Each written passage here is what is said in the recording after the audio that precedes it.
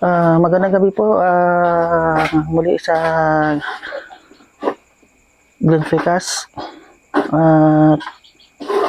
Bali po ito, nag-overtime naman po tayo ngayong gabi.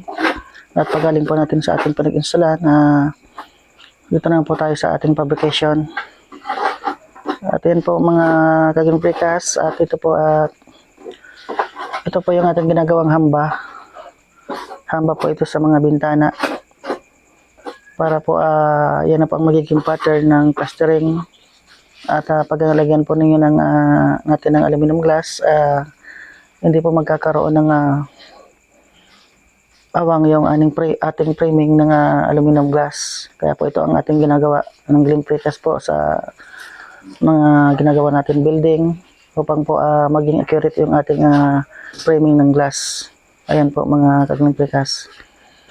Ayan po at maraming salamat po at sa pasilip ngayong gabi. At sana po huwag natin kalimutan, like and share and pakipalo na rin po ng Facebook page ng Glenn Fricas. Maraming salamat po. Bye-bye.